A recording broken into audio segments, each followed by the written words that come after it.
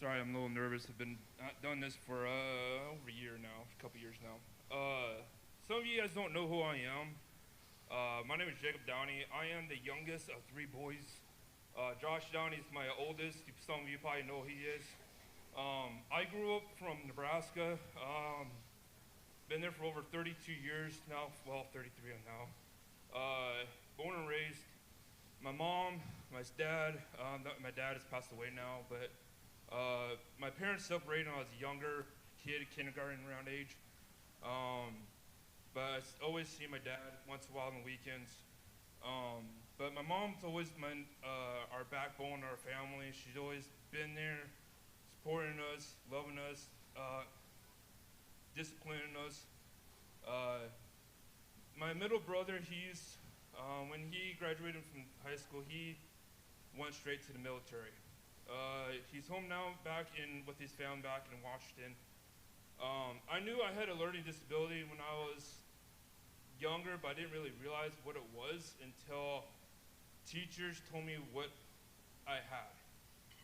And I didn't understand what that would affect my life, how it would raise me. Kind of go through here some of this quickly here so we can get going home. I did do Sunday school. I was younger, ski trips, Mexico trips, so on and so forth. School was difficult, of course. You know, kid to have a disability, it was hard.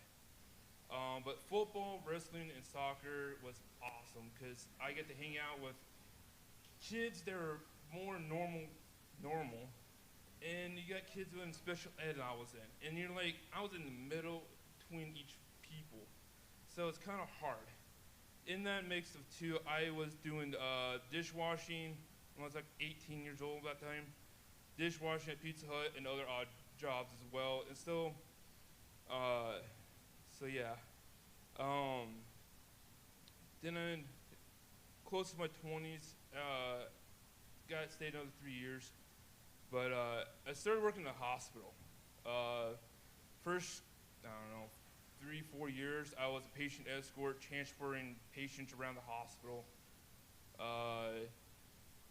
Patients would come up to me. I could be in normal clothes like this. They would come up to me, and my mom, my stepdad would come up to me and goes, I remember you. I go, how do you remember me? I don't have a Faith Regional shirt on. What? And so they would come up to me, doctors would come up to me and go, we got your dinner. Don't worry, we'll pay for you. I'm like, God has put in people in my life to show. It was awesome. And I started going to church and I understand more of who God is in my life. I bought my first house, my first car, being more of an adult, understanding what that life is. I asked God, what is my plans? What is my plans for me? What do you have for me? As a 20-year-old, 25-year-old guy, you're going, what's my plans? You don't know. So you ask God. I always visited, my parents and I would always come to Texas here, and I love it here. Come to Top Hand, love it. We always stayed at my brother's house. It felt like home here. It just felt like home. Few years passed. I finally moved down here in Texas. I stayed at my brother's and sister-in-law's bread and breakfast in Valley Mills. No, I could not eat breakfast in their bed. They would kill me if I ate breakfast in their bed. They would say, no, you cannot do that. I said, why not? And they're like, there's reasons. And in the mix of that too, I worked at Bar None Country Store, which all of you guys know who they are. In that time too, I bought my house in China Springs, where I currently live at right now. Just me and my cat, no girlfriend yet, so. Hi ladies. I'm right here. Welcome to Cowboy Church. Just give me your number, I'll call you. Josh introduced me to Billy and Brittany Banks. I didn't know who they were. Josh told me who they were. I love working with wood with my hands. just because that's my, instead of reading the Bible or something, wood is my way of working for God. So Billy kind of said, hey, come to the shop. I did. I had no interview. You know what's funniest? You know when you go to a job site, they give you an interview and then you do application? I didn't have to do that with those guys. They're like, hired. I'm like, okay.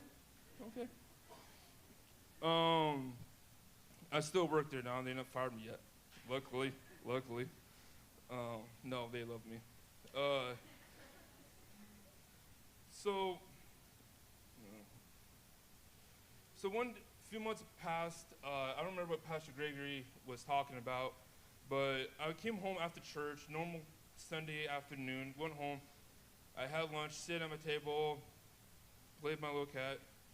I always had these moments in my head. I thought it was the devil talking to me. It wasn't. It was God. God was telling me something I had to do myself. And so this is where it kind of comes today, is why I'm getting rebaptized. It's just not to show you all what my dedication to God is, but to show everyone at home that my love to God is solid. I love God. God's in my life, and I still follow my faith. It's a struggle, but I do follow my faith. So that's why I'm kind of here, pretty much getting rebaptized, so I can say I did it at my older age, not a baby age. Amen. So, Amen. So thank you all. I want to get off this mic. I'm going to go change, and I'll see you guys in about, I don't know, Pastor. So thank you all. I'm blubbering.